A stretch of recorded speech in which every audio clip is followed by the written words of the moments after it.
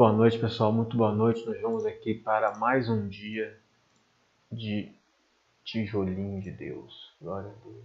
Deixa eu chegar pro lado que eu quero ver minha tela ali atrás. Tá certinho. Então nós estamos em Lucas 7. O livro de Lucas... Deixa eu botar a minha... Eu gosto de desenhar, então. Aqui Lucas 7, o seu verso 1. A fé do oficial do exército. Tendo terminado de dizer tudo isso ao povo, Jesus entrou em Cafarnaum. Se você não viu o episódio passado, veja lá o que aconteceu. Tendo terminado de dizer tudo isso ao povo, Jesus entrou em Cafarnaum. Ali estava o servo de um centurião doente e quase à morte, a quem seu senhor estimava muito. Ele ouviu falar de Jesus e enviou-lhe alguns líderes religiosos dos judeus, pedindo-lhes que fosse curar o seu servo. Chegando-se a Jesus, suplicaram-lhe com insistência: Este homem merece que lhe faças isso, porque ama a nossa nação e construiu a nossa sinagoga. Jesus foi com eles. Já estava perto da casa quando o centurião mandou amigos dizerem a Jesus: Senhor, não te incomodes, pois não mereço receber-te debaixo do meu teto.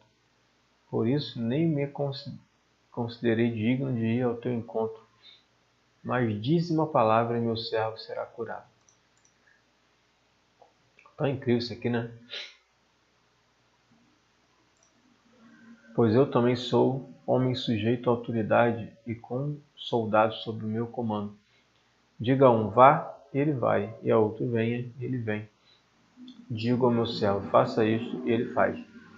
Ao ouvir isso, Jesus admirou-se dele e, voltando-se para a multidão que o seguia, disse: Eu digo que nem em Israel encontrei tamanha fé. Então os homens que haviam sido enviados voltaram para casa e encontraram o servo restabelecido. Que mostra tanta coisa poderosa, que mostra o poder da palavra, mostra a fé desse centurião, mostra a humildade do centurião ao reconhecer Jesus, ao reconhecer que não era digno. Aqui, ó. Senhor, não te incomode. Ó. Olha de que ele chamou Jesus. Senhor, entendeu? Ele chama Jesus de Senhor. Senhor, não te incomode, pois não mereço receber-te debaixo do meu teto. Olha a soberania que ele mostra, né? De Senhor, entendeu? Olha a soberania. Por isso, nem me considerei digno de ir ao teu encontro. Olha só. E só não foi Jesus que não se considerava digno de ir ao encontro de Jesus. E aqui mostra outra coisa também interessante, o seguinte: nós devemos falar aquilo que a gente está sentindo para outra pessoa e pensando para outra pessoa. É o que mostra aqui. Porque se ele não fala nada para Jesus, se ele vê Jesus só imaginando, né? Ah, beleza, não vou lá mesmo, não vou fazer nada, não sou digno de falar com ele. Mas ele falou, né? Isso mostra humildade, né? Mostra que precisamos falar. Mas dize uma palavra e meu servo será curado. E, mesmo assim, no final ele falou, mesmo não sendo digno, já estou aqui falando com Jesus, mas eu sei que se o Senhor disser uma palavra, isso está dizendo aqui, ó, mas dize uma palavra e meu servo será curado. E continuou, porém eu também sou sujeito à autoridade e com soldados sob meu comando. Digo a um vá, ele vá, a outro venha, venha e tal. Ao ouvir isso, Jesus admirou-se dele e, voltando-se para a multidão, disse: Eu digo que nem em Israel encontrei tamanha fé. Então os homens que haviam sido enviados voltaram para casa e encontraram o servo restabelecido. Incrível. Aqui já outra história de Jesus ressuscita o filho de uma viúva. Logo depois, Jesus foi a uma cidade chamada Naim, e com ele iam os seus discípulos e uma grande multidão. Ao se aproximar da porta da cidade, estava saindo o enterro do filho único de uma viúva, e uma grande multidão da cidade estava com ela. Ao vê-la, O Senhor se compadeceu dela e disse: Não chore. Depois aproximou-se e tocou no caixão, e os que o carregavam pararam. Jesus disse: Jovem, eu digo, levante-se. O jovem sentou-se e começou a conversar, e Jesus o entregou à sua mãe. Todos ficaram cheios de temor e louvaram a Deus. Um grande profeta se levantou dentre nós, diziam eles. Deus interveio em favor do seu povo. Interessante que Deus estava na frente deles e eles achavam que Deus estava no céu. Que interessante isso. Como se estivesse distante, né? Deus fez algo. Levantou um grande profeta, se referindo a Jesus. Essas notícias sobre Jesus espalharam-se por toda a Judéia e regiões circunvizinhas. Agora outro trecho. Jesus e João Batista. Os discípulos de João contaram-lhe todas essas coisas, chamando 2 deles. Enviou-os ao Senhor para perguntarem: És tu aquele que haveria de vir, ou devemos esperar algum outro? Interessante essa pergunta, né? Os discípulos de João contaram-lhe todas essas coisas, chamando 2 deles. Enviou-os ao Senhor para perguntarem.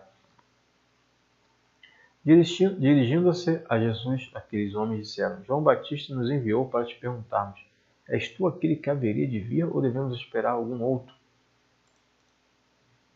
Naquele momento, Jesus curou muitos que tinham males, doenças graves e espírito maligno, e concedeu visão a muitos que eram cegos. Muitos que eram cegos, não foi pouca gente não. Então ele respondeu aos mensageiros: Voltem e anunciem a João o que vocês viram e ouviram. Os cegos veem, os aleijados andam, os leprosos são purificados, os surdos ouvem, os mortos são ressuscitados e as boas novas são pregadas aos pobres. E as boas novas são pregadas aos pobres. Que pobres seriam esses?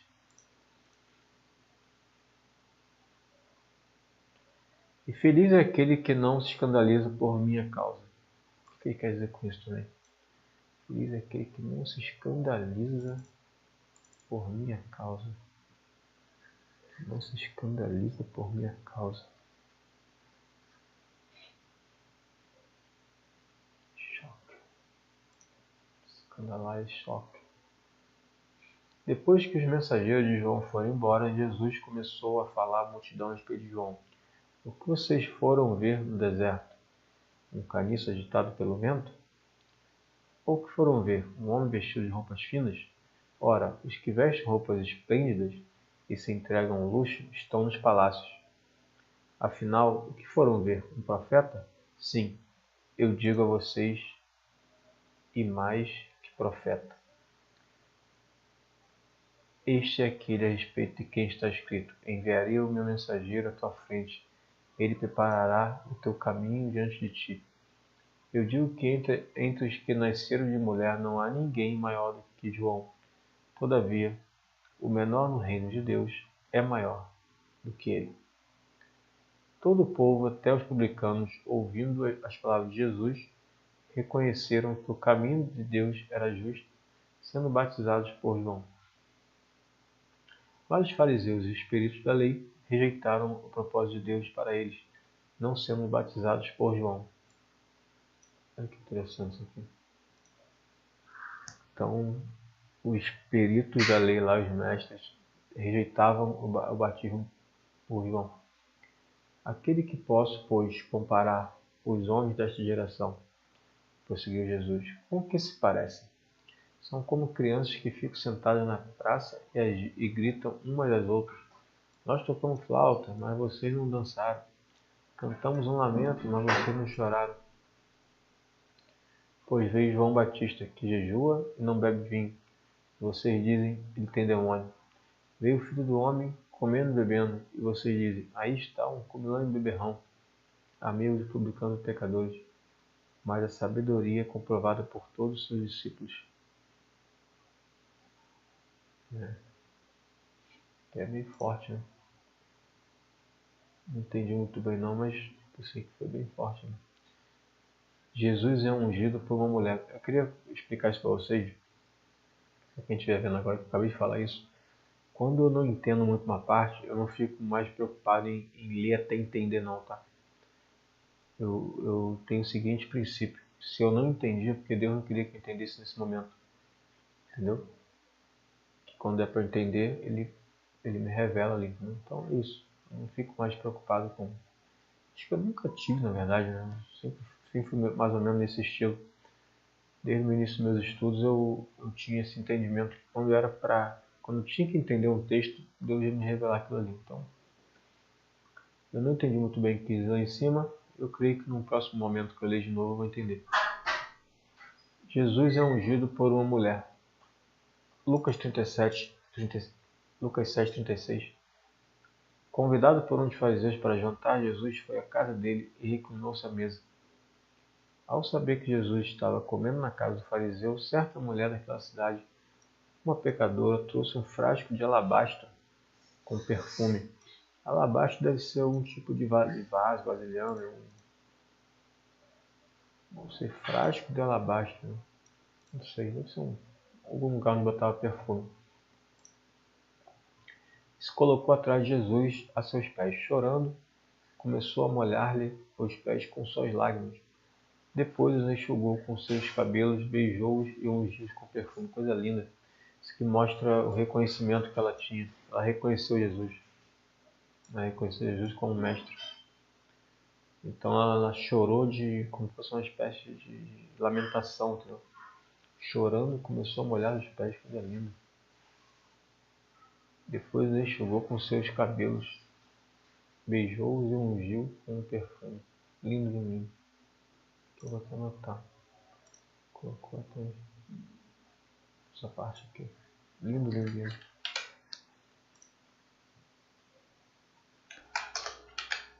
Lucas 7:37-38.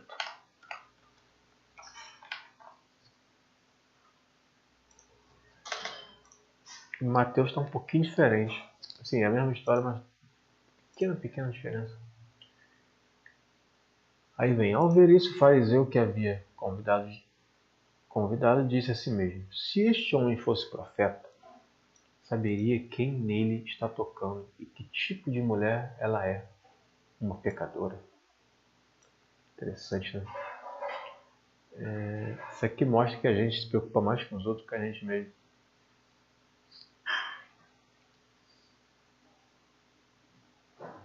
Então lhe disse Jesus: Simão, tenho algo a dizer a você. Diz, mestre, disse ele. 2 homens devia certo credor. Um lhe devia 500 denários e outro 50. Nenhum dos dois tinha com que lhe pagar. Por isso perdoou a dívida a ambos. Qual deles o amará mais? Simão respondeu: suponho que aquele a quem foi perdoada a dívida maior. Você julgou bem, disse Jesus. Que coisa mais linda. Coisa incrível. Olha isso aqui. Em seguida virou-se para a mulher e disse: Simão, esta mulher, entrei em sua casa, mas você não me deu água para lavar os pés. Ela, porém, molhou os meus pés com suas lágrimas e os enxugou com seus cabelos. Você não me saudou com um beijo, mas esta mulher, desde que entrei aqui, não parou de beijar os meus pés. Cara, que incrível isso aqui. Você não ungiu a minha cabeça com óleo, mas ela derramou perfume nos meus pés. Portanto, eu digo, os muitos pecados dela lhe foram perdoados, pois ela amou muito. Mas aquele que em pouco foi perdoado, pouco ama. Caramba. Então Jesus disse a ela, seus pecados estão perdoados. Os outros convidados começaram a perguntar, quem é este que até pecados perdoa? Jesus disse à mulher, sua fé a salvou, vá em paz. Então, ela acreditava, cara, que ele era Jesus. É interessante isso, né? Engraçado, porque Jesus aparecia para algumas pessoas, umas percebiam ele, outras não.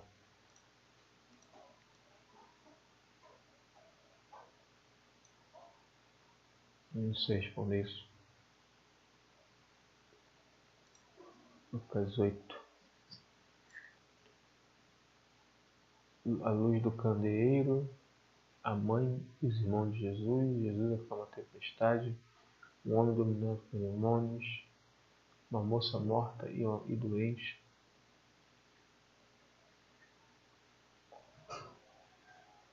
A ilustração do semeador. A história de Jesus é muito linda, cara. Todas as ilustrações dele são maravilhosas.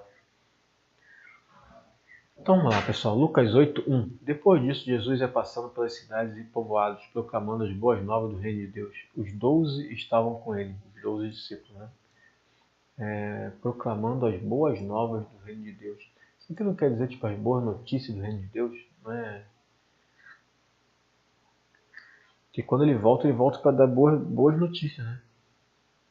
Que ele voltou e que ele seria sacrificado pela humanidade, que estava morto no pecado. Isso quer dizer? Essas são as boas novas que a gente tem que proclamar para as pessoas. Interessante.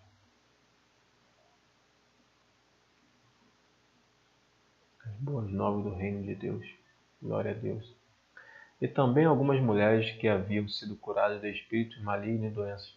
Maria, chamada Madalena, de quem haviam saído 7 demônios. Caramba!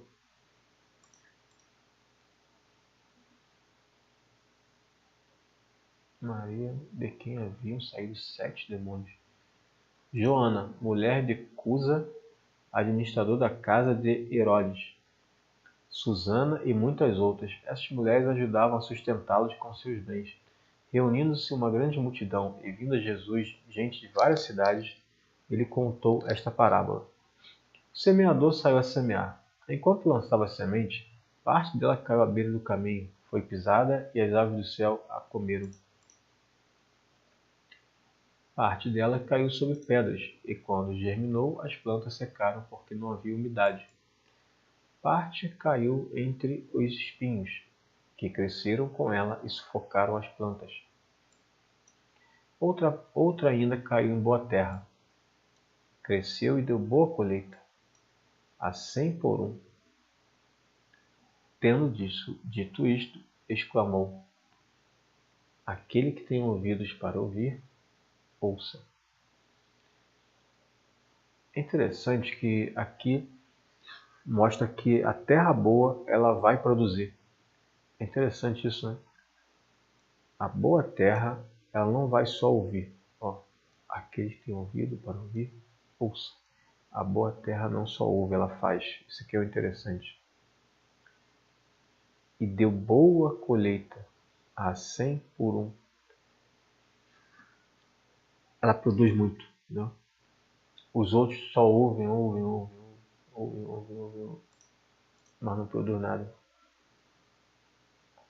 Interessante isso aqui. Parábola do semeador.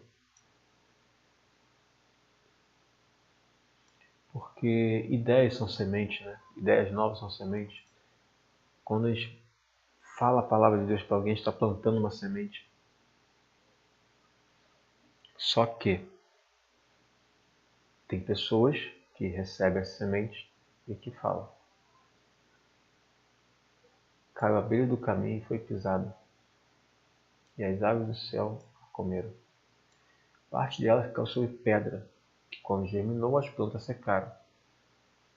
Outra parte entre espinhos, que cresceram com ela, sufocando as plantas. E outra parte caiu em boa terra, cresceu, deu boa colheita, a 100 por 1. Seu discípulo perguntava-lhe: o que significa aquela parábola?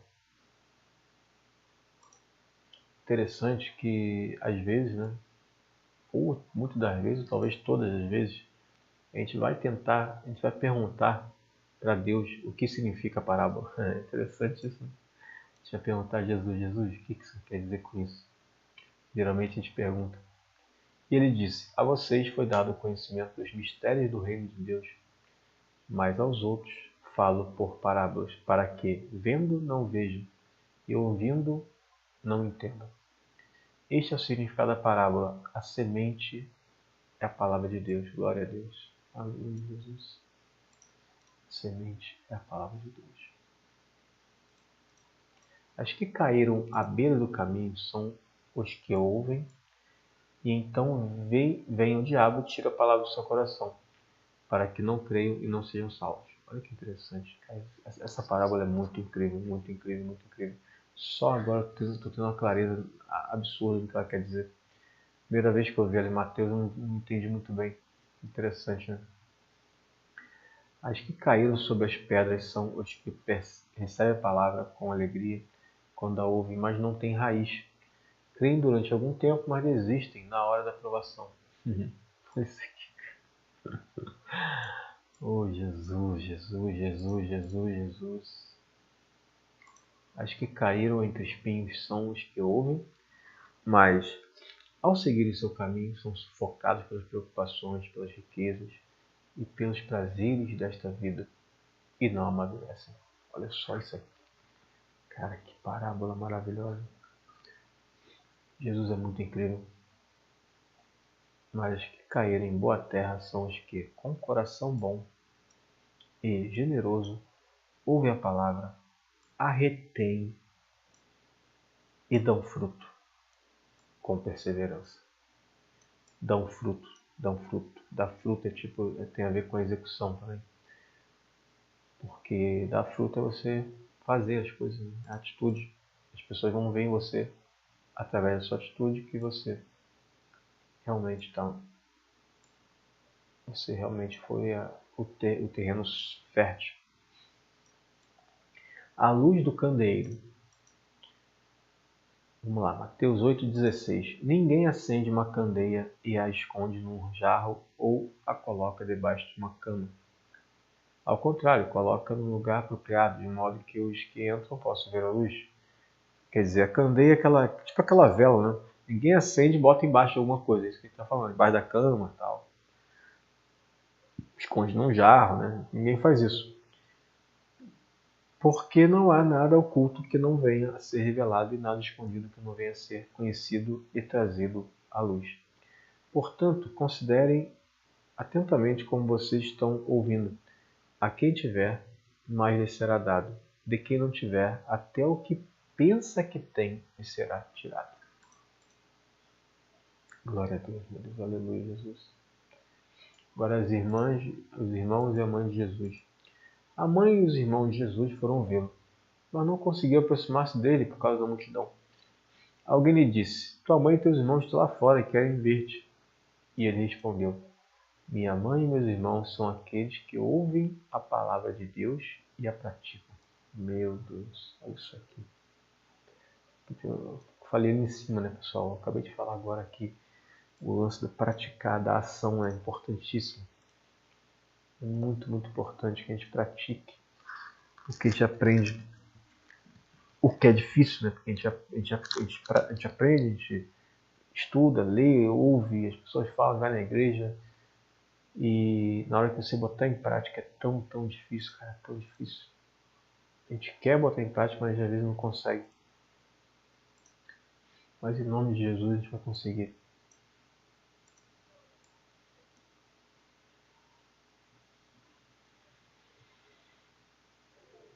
Jesus acalma a tempestade. Então, Lucas 8:22. Certo dia Jesus disse aos discípulos, vamos para o outro lado do lago. Eles entraram num barco e partiram. Enquanto navegavam, ele adormeceu. Abateu-se sobre o lago um forte vendaval, de modo que o barco estava sendo inundado e eles corriam grande perigo. Os discípulos foram acordá-lo, clamando, mestre, mestre, vamos morrer. E ele se levantou e repreendeu o vento e a violência das águas. Tudo se acalmou e ficou tranquilo. Onde está sua fé? Perguntou ele aos discípulos. Amedrontados e admirados, eles perguntavam uns aos outros, quem é este que até o vento e a água dá ordens e eles lhe obedecem? Próxima história aqui, que é um homem endemoniado por demônios. Dominado. Navegaram para a região de Gesarenos, que fica do outro lado do lago, frente a Galiléia. Quando Jesus pisou em terra, foi ao encontro dele um endemoniado daquela cidade. Fazia muito tempo que aquele homem não usava roupas, nem vivia em casa alguma, mas no sepulcro. Quando viu Jesus, gritou, prostrando-se a seus pés e disse em alta voz, Que queres comigo, Jesus, Filho de Deus Altíssimo?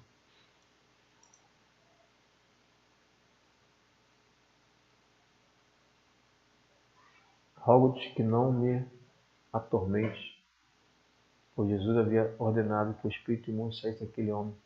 Muitas vezes ele tinha se apoderado dele, mesmo com os pés e as mãos acorrentados e entregues aos cuidados de guardas. Quebrava as correntes e era levado pelo demônio a lugares solitários. Jesus lhe perguntou: qual o seu nome? Legião, respondeu ele, porque eram muitos demônios haviam entrado nele, e imploravam-lhe que não os mandasse para o abismo.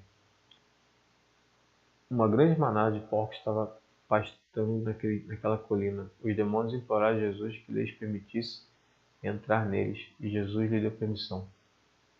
Saindo do homem, os demônios entraram nos porcos, e toda a manada atirou-se precipício abaixo, em direção ao lago, e se afogou. Vendo o que acontecera, os que cuidavam dos porcos fugiram contar esses fatos na cidade e nos campos. E o povo foi ver o que havia acontecido. Quando se aproximaram de Jesus, viram que o homem de quem havia saído os demônios estava sentado aos pés de Jesus, vestido e em perfeito juízo, e ficaram com medo. Os que o tinham visto contaram ao povo como o endemoniado fora curado. Então, todo o povo da região dos Gesarenos suplicou a Jesus que se retirasse, porque estavam dominados pelo medo. E ele entrou no barco e regressou. Isso aqui mostra uma coisa incrível, que se você não quiser Jesus, ele não vai ficar com você.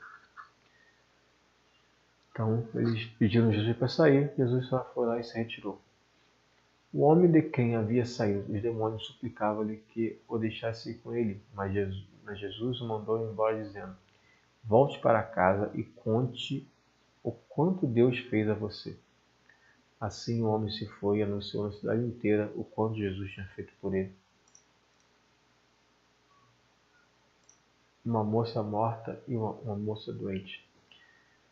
Quando Jesus voltou, uma multidão o recebeu com alegria, pois todos o esperavam. Então um homem chamado Jairo, dirigente da sinagoga, veio e prostou-se a seus pés, implorando-lhe que fosse à sua casa, porque sua única filha, de cerca de 12 anos, estava morta. Estando Jesus a caminho, a multidão o comprimia. E estava ali certa mulher que havia 12 anos vinha sofrendo de hemorragia e gastara tudo o que tinha com os médicos, mas ninguém pudera curá-la. Ela chegou por trás dele, tocou na borda de seu manto e imediatamente cessou sua hemorragia. Quem tocou em mim? Perguntou Jesus. Como todos negassem, Pedro disse: Mestre, a multidão se aglomera e te comprime. Mas Jesus disse: alguém tocou em mim. Eu sei que de mim saiu o poder. Ou em algumas traduções vai falar, saiu virtude. Então a mulher, vendo que não conseguiria passar despercebida, veio tremendo e prostrou-se aos seus pés. Na presença de todo o povo, contou por que tinha tocado nele e como fora instantaneamente curado. Então lhe disse: filha, sua fé a curou, vá em paz. Enquanto Jesus ainda estava falando, chegou alguém na casa de Jairo, o dirigente da sinagoga, e disse: sua filha morreu, não incomode mais o mestre. Ouvindo isso, Jesus disse a Jairo: não tenha medo, tão somente creia e ela será curada. Olha que coisa linda. Então as pessoas falavam que ela morreu. Aí Jesus confortou e falou assim: não tenha medo, tão somente creia. Então nós temos que fazer a nossa parte, que crer. E ela será curada. Quando chegou à casa de Jairo, não deixou ninguém entrar com ele, exceto Pedro, João, Tiago e o pai e a mãe da criança. Então, tinha várias pessoas, entrou só esse pessoal aqui. O pai e a mãe da criança, Tiago, João e Pedro. Enquanto isso, todo o povo estava se lamentando e chorando por ela. Não chorem, disse Jesus. Ela não está morta, mas dorme. Todos começaram a rir dele, pois sabiam que ela estava morta. Mas ele a tomou pela mão e disse: menina, levanta-se. O espírito dela voltou. Olha isso aqui. O espírito dela voltou e ela se levantou imediatamente. Então Jesus lhe ordenou que dessem de comer a ela. Os pais dela ficaram maravilhados, mas ele lhes ordenou que não contassem a ninguém o que tinha acontecido. Glória a Deus.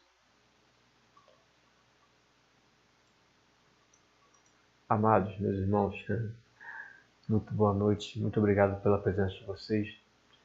Eu queria agradecer muito a Deus aqui por mais esse fôlego de vida, mais esse pão de hoje, né, que é nosso alimento espiritual maravilhoso.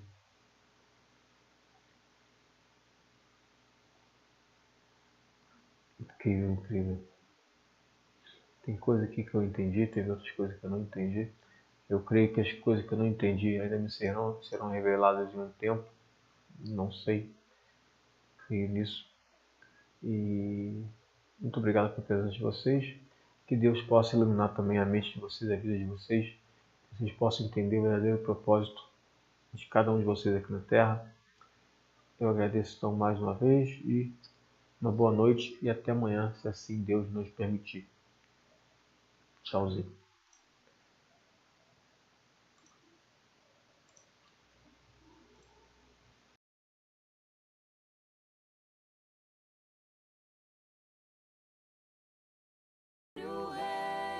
Jesus, o Rei da Glória, eu abro meu coração, eu abro meu coração. Só quero ver você, só quero ver você, só quero ver você. Para que entre o Rei, Jesus, o Rei da Glória, eu abro meu coração, eu abro meu coração. Para que entre o Rei, Jesus, o Rei da Glória, eu abro meu coração, eu abro meu coração. Quem é o Rei? Jesus, Ele é o Rei da minha vida, Rei do meu coração. Ele merece toda honra e glória e adoração. Tu és o único Deus, maravilhoso Deus.